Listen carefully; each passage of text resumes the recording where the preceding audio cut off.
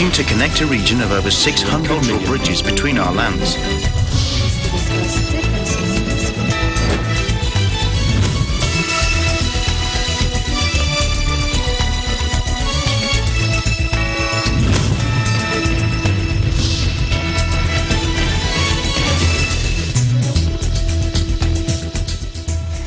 Welcome to ASEAN in Focus. I'm Alma Angeles, and joining me today is from our EBC Maldives Bureau, Steph. Hello, Alma, and I am Stephanie Juan, bringing you the news from the dynamic ASEAN region. On today's headlines.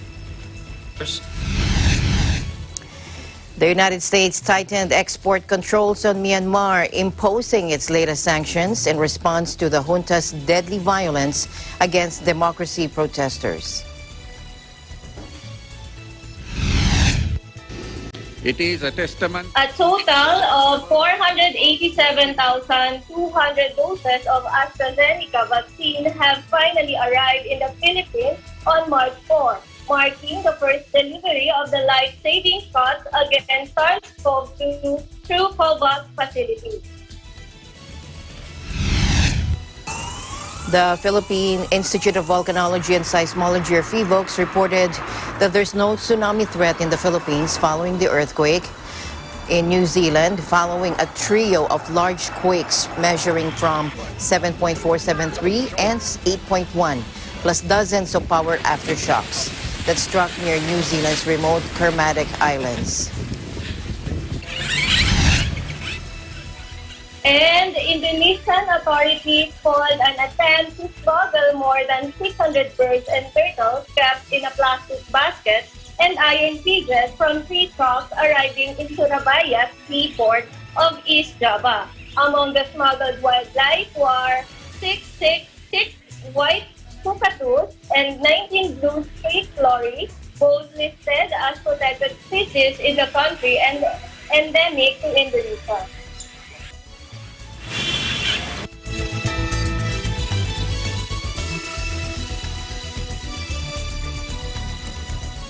And we start our news program in Myanmar. A defiant demand to restore democracy has been met with a dramatic escalation in violence by security forces. And now the United States tightened export controls on the country, imposing its latest sanctions in response to the deadly violence. Here is Cristel Mapa joining us live who is monitoring the events unfolding in Myanmar from Thailand. Cristel. Yes, hi, Alma. The United States on Thursday tightened exports controls on Myanmar, imposing its latest sanctions in response to the junta's deadly violence against democracy protesters. Myanmar was reclassified into the same group as U.S. adversaries Russia and China in the level of scrutiny for any sensitive technology or materials, with restrictions on any exports that could be put to military use. Secretary of State Antony Blinken said the United States was taking the latest measures in response to shocking and deadly violence against protesters in Burma. We call for the restoration of democracy in Burma, he wrote on Twitter using Myanmar's former name. The Commerce Department said it was taking the measures and studying further actions in response to the military coup and escalating violence against peaceful protesters. The new regulations affect exports to Myanmar's Ministry of Defense and Home Affairs, as well as 2 state-owned firms, Myanmar Economic Corporation and Myanmar Economic Holding Limited. State Department spokesman Ned Price voiced outrage after more protesters were shot dead by the junta, which on February 1st ousted civilian leader Aung San Suu Kyi following a decade of democracy. Let's listen in. And civil society, we continue to urge the strongly condemn the use of violence by Burmese security forces against the Burmese people, including peaceful protesters, to your point, Matt, journalists, and civil society. We continue to urge the Burmese military to exercise maximum restraint. This latest escalation in violence demonstrates the fact of the junta's complete disregard for their own people, for the people of Burma. It is unacceptable. and the world will continue to respond. The United States will continue to respond. We'll continue to respond in tandem with our partners and allies around the world. We call on the military to act peacefully and with respect for human rights, including the freedom of expression and peaceful assembly. These are two universal rights that are as applicable in Burma as they are anywhere else. There will be additional action on the part of the United States. We are, of course, aware of the reports that the military has charged additional journalists with crimes. We are deeply concerned about the increasing attacks and arrests of journalists. We call on the military to immediately release these individuals and to cease their intimidation and harassment of the media and others.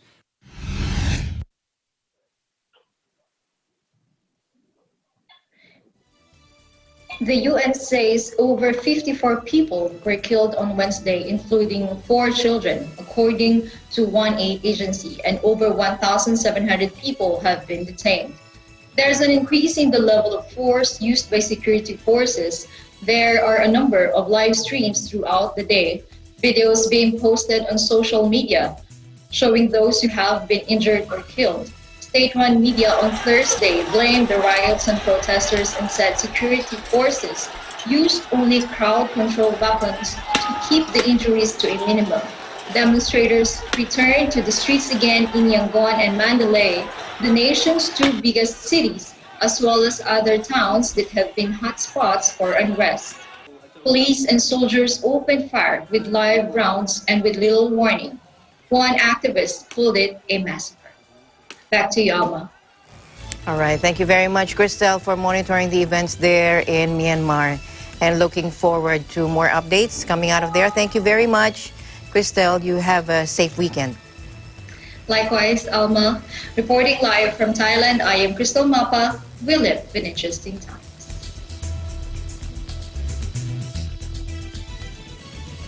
Meanwhile, to Geneva, Switzerland, now Rabina Shamdasani, spokesperson of UN Human Rights Chief Michelle Bachelet. Let's listen in. Following another day of deadly violence across the country, the UN High Commissioner for Human Rights, Michelle Bachelet, said security forces in Myanmar must halt their vicious crackdown on peaceful protesters. Myanmar's military must stop murdering and jailing protesters. It is utterly abhorrent that security forces are firing live ammunition against peaceful protesters across the country. We're also appalled at the documented attacks against emergency medical staff and ambulances that are attempting to provide care to those who have been injured.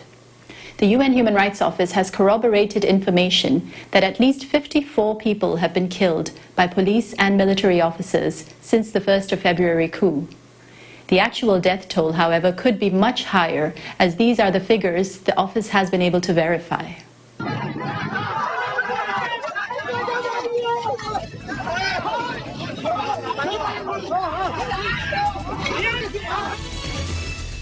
And the World Health Organization also said it was concerned about the reported arrest of health workers. Let's listen in. We're also concerned about the reported arrest of health workers in Myanmar that could affect the response to COVID-19 and the delivery of other essential health services. The Human Rights Watch said emergency medical workers and journalists have been unlawfully arrested for their relief work in deliberate attempts to intimidate anyone attempting to assist pro-democracy protesters. The UN Rights Office said it had credible information that that several people had already been killed in Sundays in the crackdown on protesters in Myanmar, as it strongly condemned the violence. Myanmar security forces opened fire on protesters, according to AFP sources in the country, including rescue workers, in the bloodiest action so far to smother the opposition to the military coup 4 weeks ago.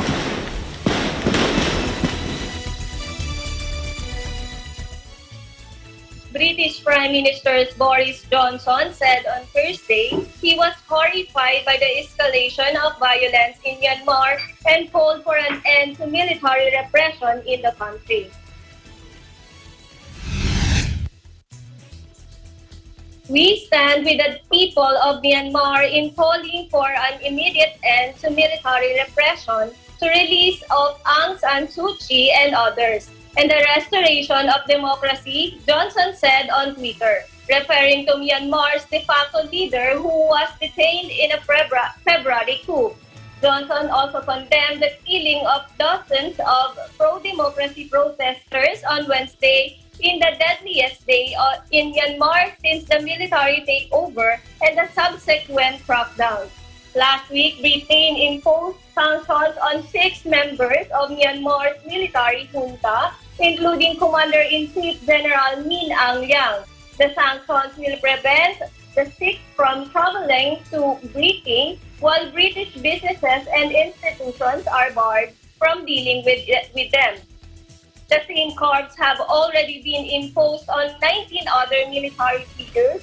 UK said that could be used to indirectly support the junta has also been suspended. Meanwhile, defiant anti-coup protesters returned to the streets across Myanmar after the deadliest day of junta's crackdown, and as the U.S. or the United Nations called on the military to stop murdering civilians. One victim is Kial Sin, who had been wearing a T-shirt emblazoned with "Everything will be okay" on the front when she was shot in the head. Mourners have attended her funeral in show of support. Take a look.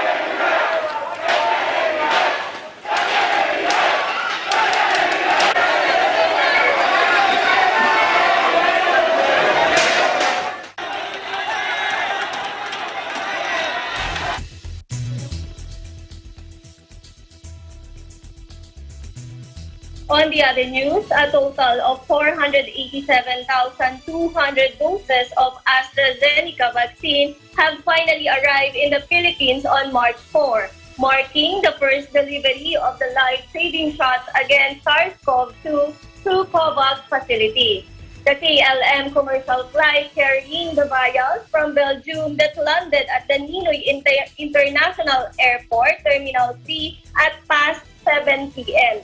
were personally welcomed by President Rodrigo Duterte, senior government officials, and members of the diplomatic corps.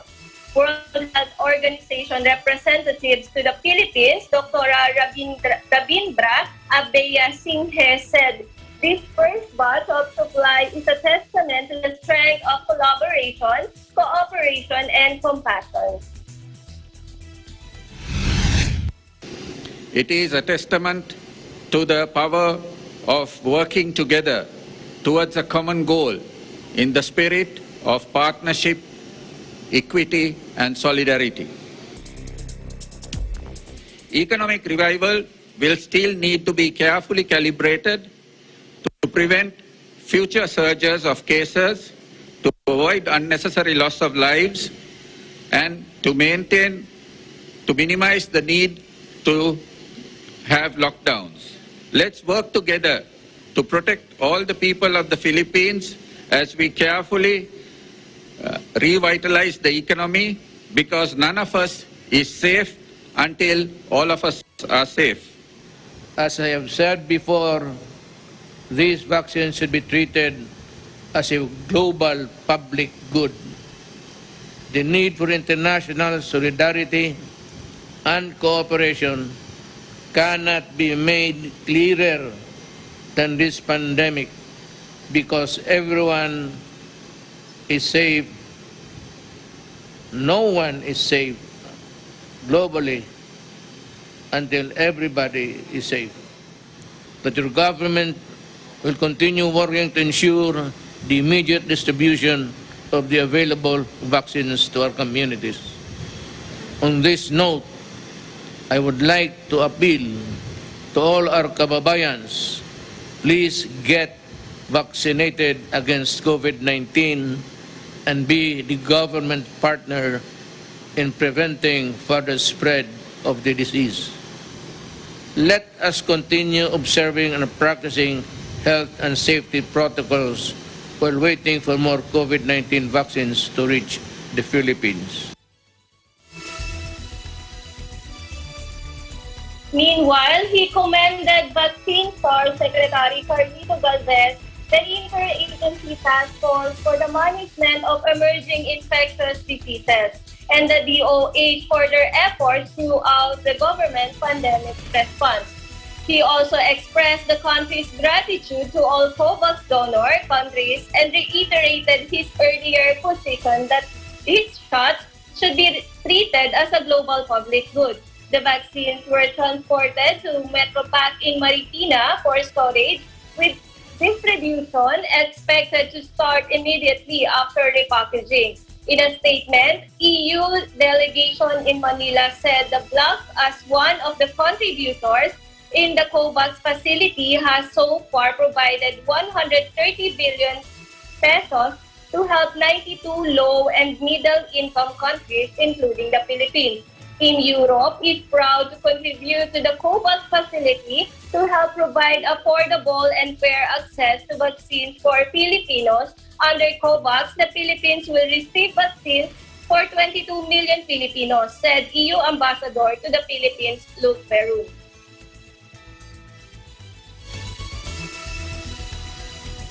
Meanwhile, the vaccine rollout for health frontliners of the New Era General Hospital started today as more of the country's healthcare workers are assured of vaccines that would protect them from contracting the severe cases of COVID-19. Let's listen in. Mga espesyalista nandyan, nauna lang sila. Ang totoo, na-obserba ko kanina, nauna mga nurse. Kasi dito kasi, pantay-pantay ang trabaho. Kung wala yung nurse, paano kami gagana? Kung wala yung doktor, paano kami gagana? Kahit mga utility, security, pero sa ngayong araw na ito, yung mga nurses, doktor, nursing aid, laboratory technician, radio technician, pati yung ating mga assistant sa OPD, kasi sila talaga yung humaharap pangunahin na ng face-to-face sa mga pasyente. At may awaan Diyos, sa lalong madaling panahon, maibubukas na natin. Yun naman ang pangako ng Presidente Duterte, na tayo ay bibigyan ng ating bahagi, at ang totoo, initial delivery lamang naman daw ito. Patuloy kaming magbabakuna, at sa lalong madaling panahon, may awaan Diyos, ay mabakunahan na rin lahat ng mga ating mga kawani at mga kapatid. Depende po sa dating ng bakuna, pero ang pagmamahal ng ating namamahala, mas lalong madaling panahon sana maabot ang lahat ng mga kapatid at ating mga kababayan na malapit dito o malayo man, at magamit natin yung ating ospital sa pagtulong sa kapwa. The vaccination process starts with the registration of those to be vaccinated, followed by pre-screening before the vaccination itself. An observation procedure on those vaccinated follows. About 100 healthcare workers have pre-registered for the vaccination.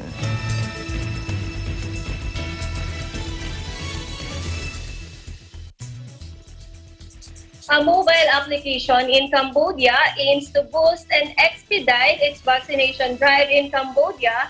Here's Crystal Ann Ballesteros from our EDC Cambodia Bureau. Hello, Crystal. Hi, Steffi. That is correct.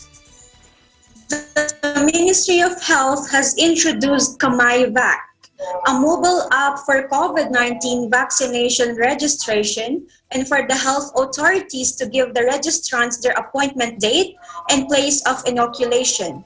The move is to facilitate registration of the COVID-19 vaccination program throughout the country, an attempt by the government to successfully inoculate 80% of the population to protect them against the deadly coronavirus.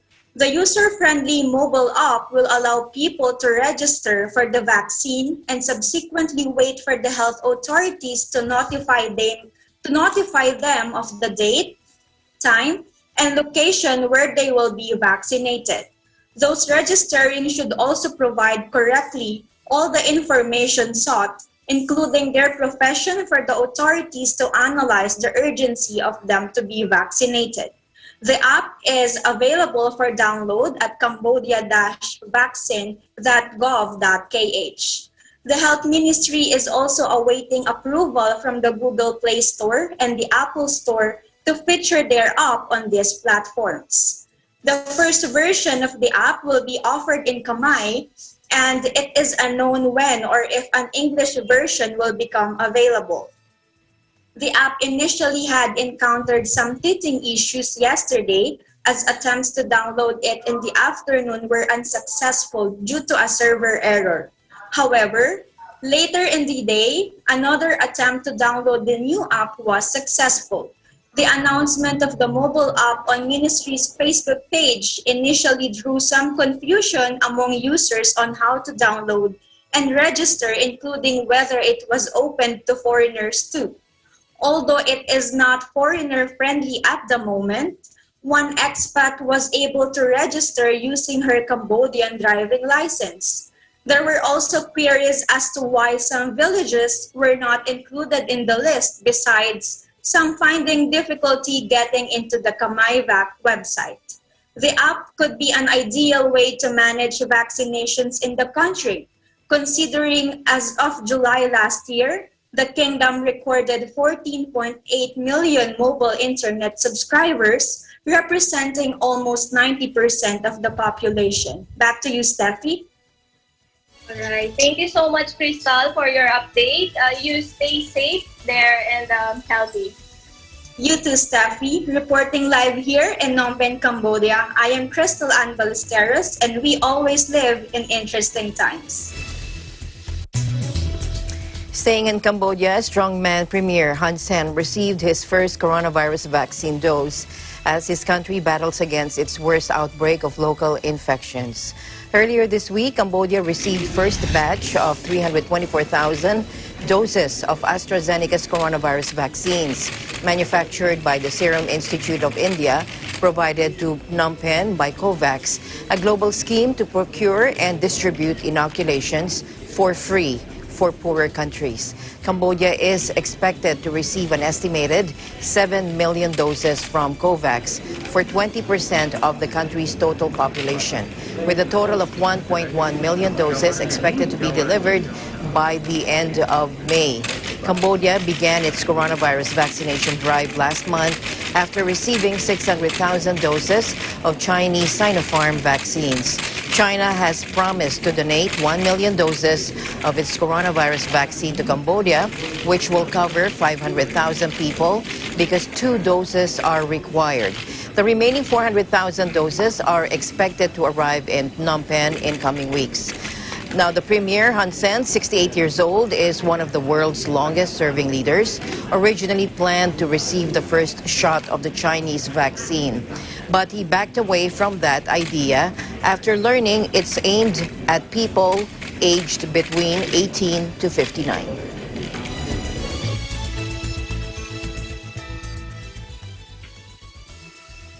On the news, military officials and soldiers working in hospitals in the Philippine military received their mandatory COVID-19 vaccination in a military base in Manila using the Sinovac vaccine donated by China.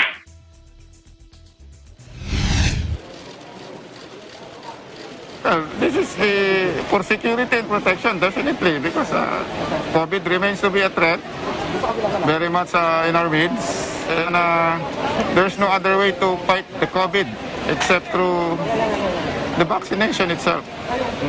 Because we support the government.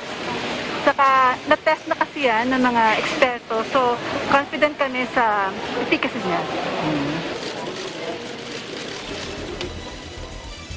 Soldiers most at risk of exposure to the virus will be prioritized and are required to take whatever vaccine is available to them, a military spokesman said, adding that vaccines are free but soldiers who want to choose a brand not in the military stockpile will have to pay for it.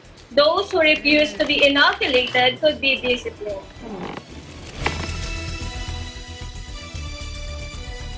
Meanwhile, the Indonesian resort island of Bali has launched a drive-through vaccination campaign targeting thousands of hospitality workers as the popular tourist destination eyes reopening to foreign visitors.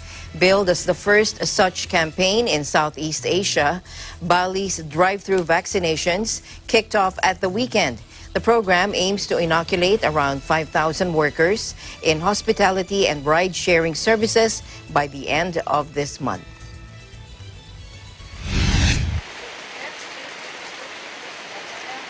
Ini bisa diklakson aja nanti Pak ya, nanti pihak ambulansnya akan. Bagus sih untuk vaksin ini ya, karena bagi kami pekerja di jalanan istilahnya untuk driver sangat rentan sekali dengan vaksin ini ya. Kami berharap virus ini cepat berlalu juga, dan vaksin ini cepat, ini tinggal menunggu observasi aja.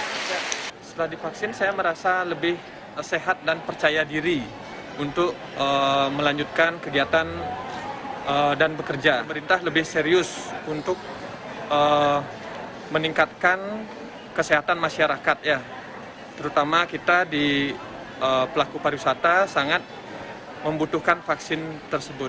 Menjadi mitra pertama Kementerian Kesehatan untuk melakukan program drive-thru. Saya berharap gerakan vaksinasi Indonesia bisa terbangun dengan kemitraan-kemitraan seperti ini.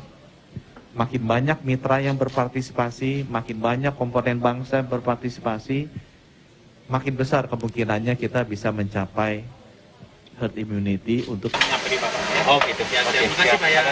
The campaign was rolled out at Nusa Dua Bali Convention Center in Bali's capital Denpasar, set up in partnership with Southeast Asian ride-hailing giant Grab.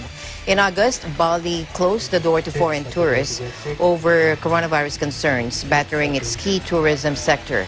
The island has recorded some 923 deaths and just over 34,000 virus cases. The drive-through vaccination has been rolled out alongside Indonesia's nationwide vaccination bid, which kicked off in January with the Chinese CoronaVac jabs. Indonesia, the world's fourth most populous nation, plans to inoculate more than 180 million of its nearly 270 million people.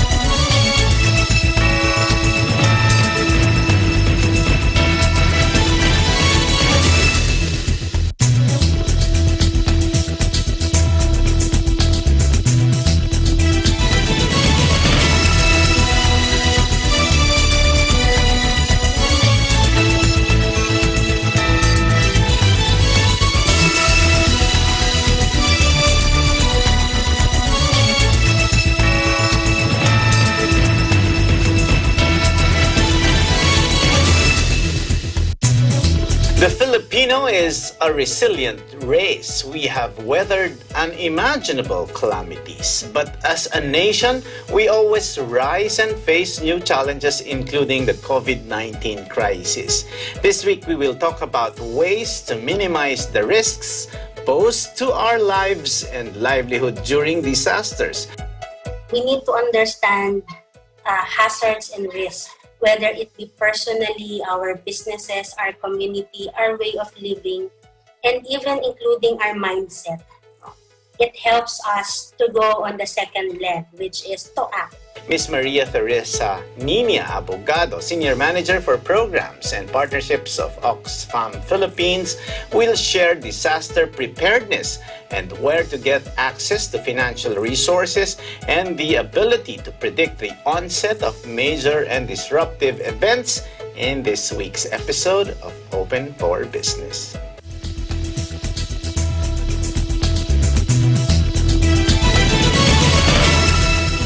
The Philippine Institute of Volcanology and Seismology, or PHIVOLCS, reported that there's no tsunami threat in the Philippines following the earthquake, following a trio of large earthquakes measuring 7.4, 7.3, and 8.1, plus dozens of powerful aftershocks that struck near New Zealand's remote Kermadec Islands. Take a look.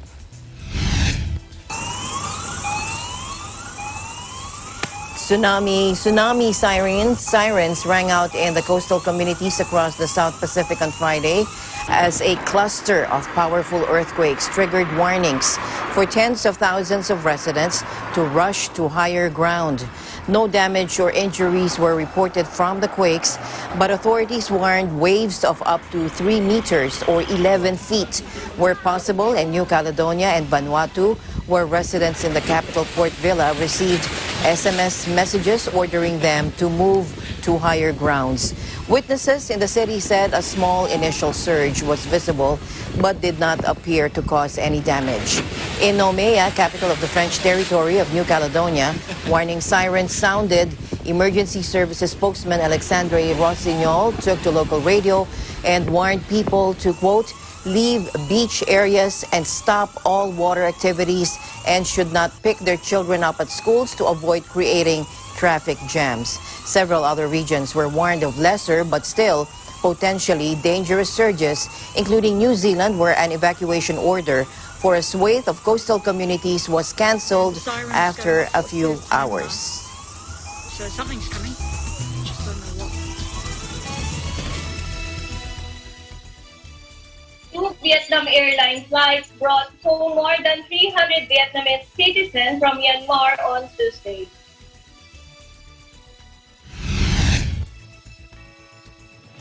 The Embassy of Vietnam in Myanmar sent its staff to assist these people to complete all required procedures before boarding the flights.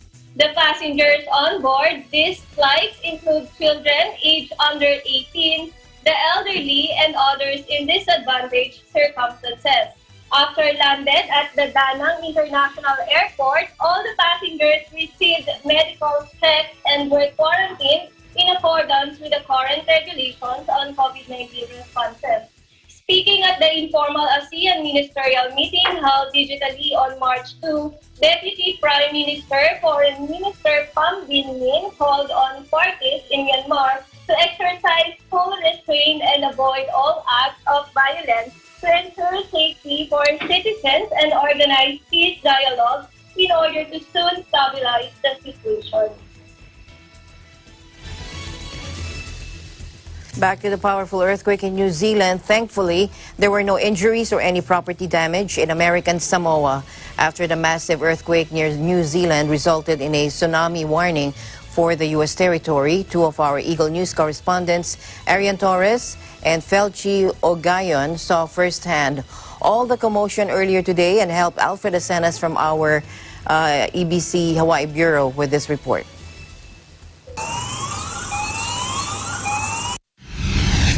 At about 9:45 a.m. Thursday Hawaii time, which would be 3:45 a.m. Friday Philippine time, the Pacific Tsunami Warning Center issued a tsunami watch for the Hawaiian Islands, while a tsunami warning was issued for American Samoa and parts of the South Pacific, all of which as a result of a massive 8.1 earthquake that struck off of New Zealand's North Island.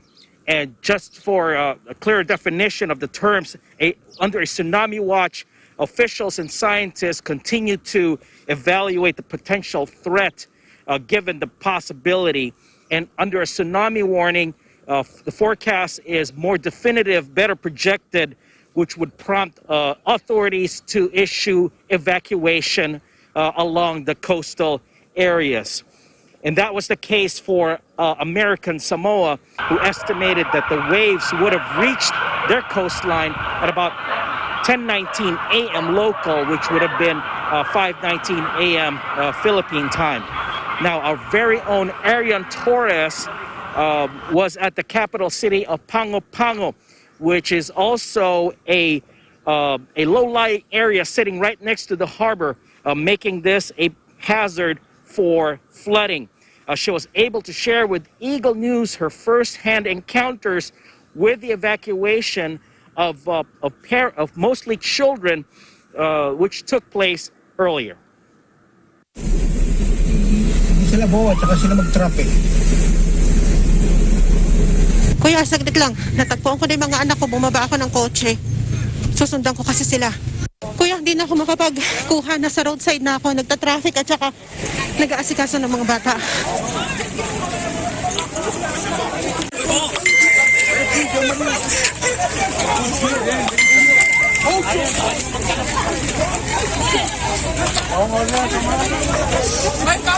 Taking pictures. Yes, really.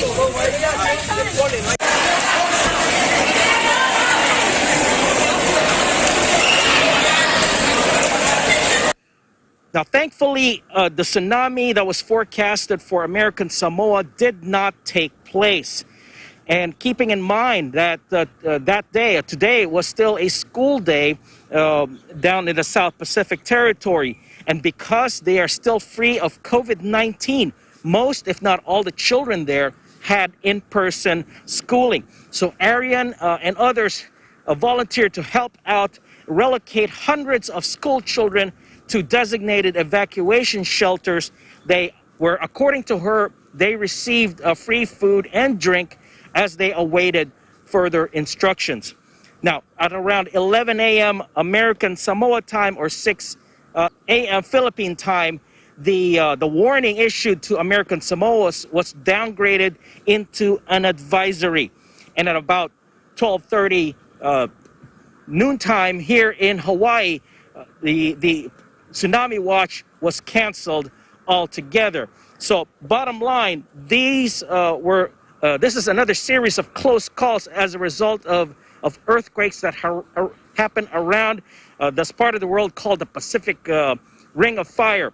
But for those who lived here, like yours truly, it's still fresh in the minds of many residents, especially for this month is the 10th anniversary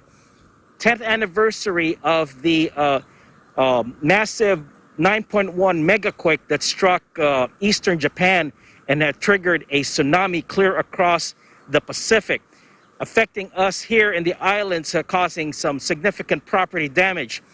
And further back in 2009, American Samoa lost more than 30 lives as a result of a tsunami after an earthquake triggered that area. Reporting from Honolulu, Hawaii, Alfred Asenas, Eagle News. We live in interesting times. Back to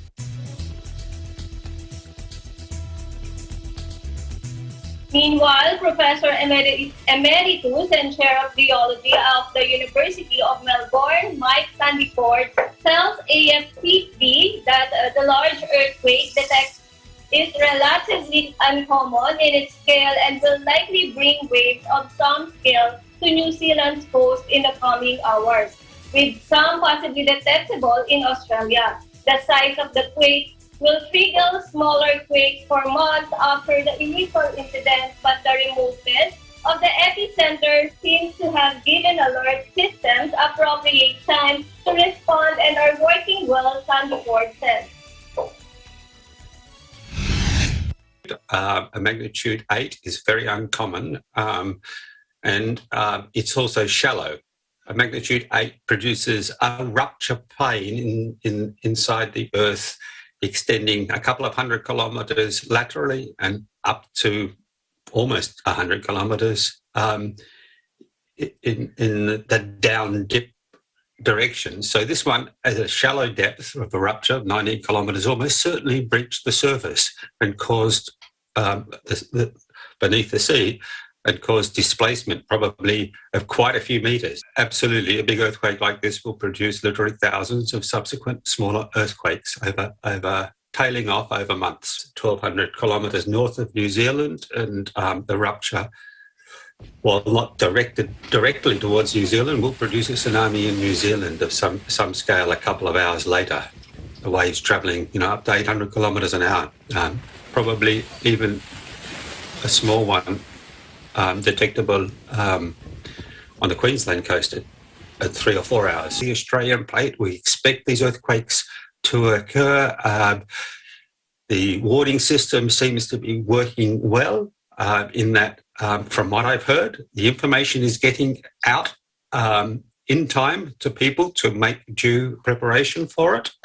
It's helped by the fact, of course, that remote location of the earthquake being 1,200 kilometres north of New Zealand, it gives a matter of hours to respond. So it's a good test of our systems, and it seems to be holding up.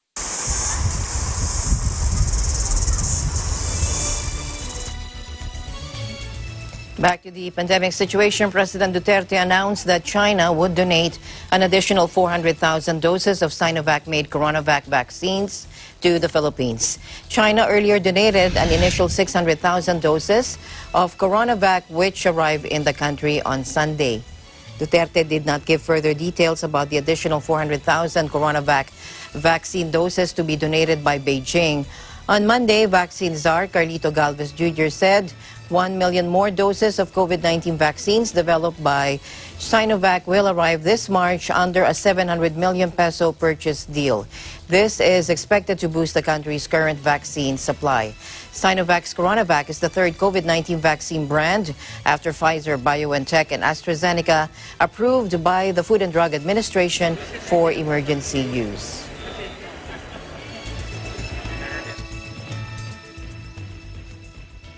Also this week, Thai police shot rubber bullets and used water cannon and tear gas against pro-democracy protesters in Bangkok at a rally outside a military barrack housing in the Prime Minister's residence. Let's take a look back. Here's Faye Bartek for the report. Hi, Faye.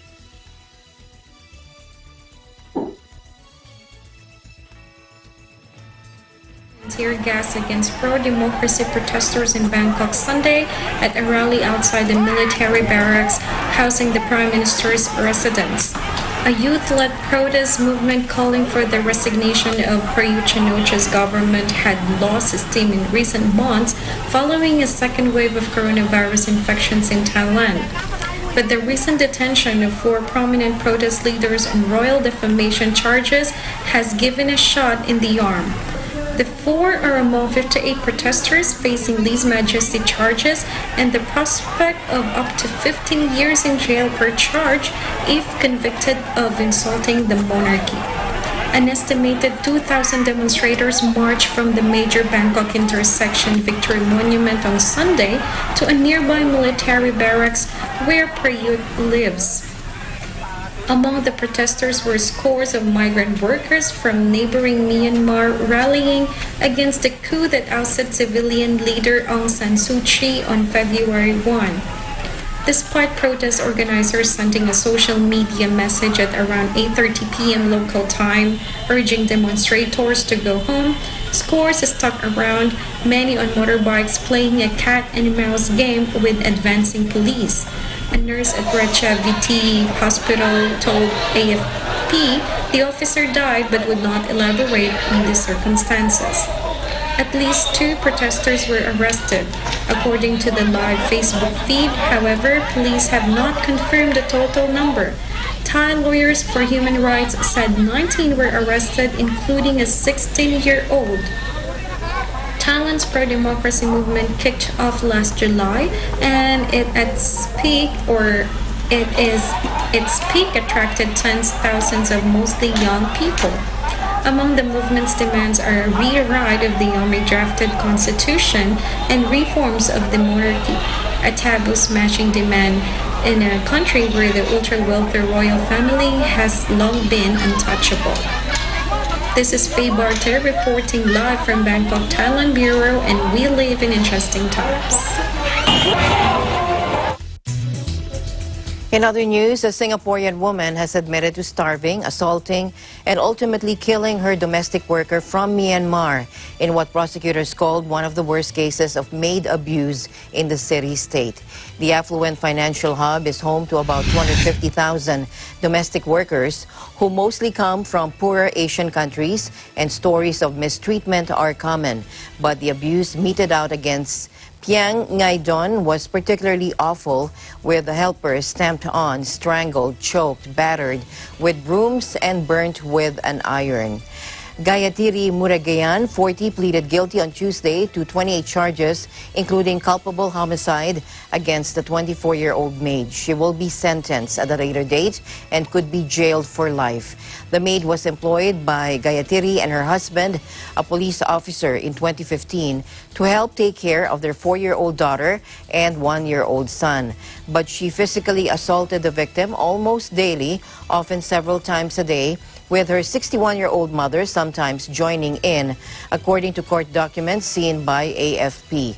The domestic worker finally died in July of 2016 after Gayatri repeatedly assaulted her over several hours. The prosecution sought a reduced charge of culpable homicide rather than murder, punishable with the death penalty in Singapore, after taking into account that Gayatri suffered from illnesses, including depression. Her husband is also facing multiple charges over the case, according to police.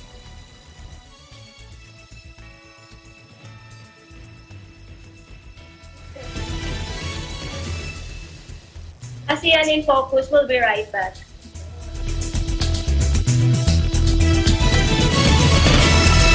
Itlog ang isa sa mga suki ng ating kusina. Mura po ito at accessible po sa ating mga mamimili sa mga sari-sari stores, supermarkets po. At marami pong nutrients na makukuha dito. Pwedeng gawin tong maalat, pwedeng gawin din penoy. Hindi lang dahil malinamnam at masustansya. Higit pa ron, pwede ka ring kumita. Lumakas yung demand, biglang nag-boom until now. Mga balot, itlog na pula. Kasi nakikilala na ang pugo. Talagang ang bilis ng pagkilala ng Filipino consumers. Hindi ko sukat akalain na magiging successful yung aking negosyo nito. Ako po, si Robin Padilla. At ito po ang ulat. Kaagapay sa hanap buhay. Kaagapay sa hanap buhay.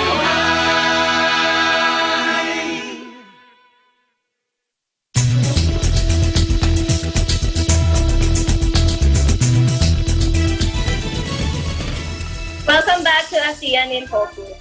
An endangered turtle bred in captivity laid eggs for the first time in Cambodia, conservationists said this week in a massive win for animal protection in the kingdom.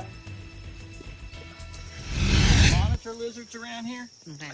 Reproductive sex and the number of eggs they can lay seems to increase throughout their life. One guy called it... The animal was among 5 royal turtles, once feared extinct in the country, that laid more than 70 eggs. Cambodia is home to several populations of endangered turtles whose number has dwindled due to demand for them in Vietnam and China as delicacies and for use in traditional medicine. Royal turtles, formerly classified as southern river terrapins, were pushed to the brink of extinction by hunting and sand mining, which destroys the banks where they lay their eggs. The damage was so severe that in 2000 they were feared wiped out in Cambodia before nests were found and a careful conservation efforts begun. On Tuesday, the Wildlife Conservation Society, or WCS, announced that 4 royal turtles bred in captivity and one that was handed to its conservation center in Cambodia's southwestern Koh Hong province successfully laid 71 eggs. Since conservation efforts started, scores of royal turtles have been released back into the wild. These come from eggs laid in the wild and taken into captivity to protect them from dangers which threaten the species numbers. Kong Ho Reptile Conservation Center, the kingdom's only dedicated turtle conservation facility, currently holds 192 royal turtles and plans to release 50 of them in this year. And finally, in our news, Indonesian authorities foiled an attempt to smuggle more than 600 birds and turtles kept in plastic baskets and iron cages from 3 trucks arriving in Surabaya seaport in East Java. Among the smuggled wildlife were 6 white cockatoos and 19 blue streak lori, both listed as protected species in the country and endemic to Indonesia. Let's listen in. Kita mendapat informasi bahwa kapal Dharma Rujitra dari Makassar itu membawa burung yang tidak dilengkapi dengan surat yang seharusnya, yang harus dipenuhi, surat resmi, surat karantina, dan lain-lain. Atas itu mendarat, waktu sampai kapal kita lakukan pemeriksaan. Kita telusuri, ternyata ditemukan ada 3 truk yang mengangkut burung ini. Kita sudah tahu modusnya, lokasinya, sudah pengalaman bahwa itu pasti di belakang supir. Dan kita dengan kode-kode tertentu, pasti burung itu berbunyi. Now, officials seized more than 600 birds and turtles kept in plastic baskets and iron cages from 3 trucks arriving in Surabaya seaport in East Java on Wednesday. Among the smuggled wildlife, as mentioned earlier, were 6 white cockatoos, 19 blue streak lori, both listed as protected species in the country and endemic to the country.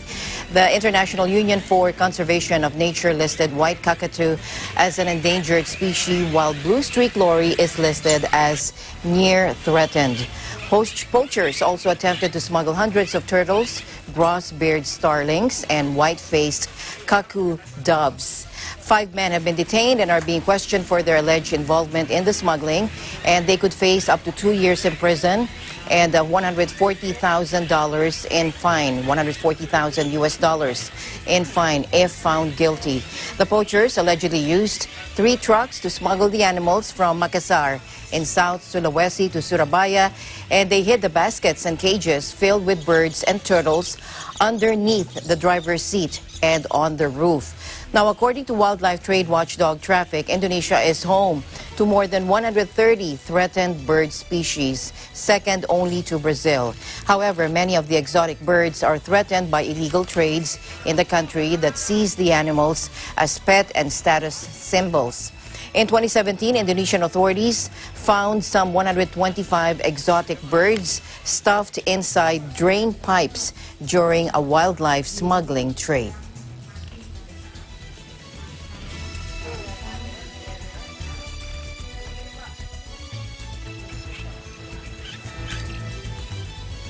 All right, and that's all the time we have for you. Thank you, Steffi, for joining us today, and I hope all is well in the beautiful island nation of Maldives. Yes, Alma, thank you so much. And thank you everyone for joining us today here in ASEAN in Focus. This is Steffi Dihuan, your EBC Maldives Bureau, and we'll live in interesting times. Have a safe weekend, everyone, and we'll see you back next week. I'm Alma Angeles, and we live in interesting times.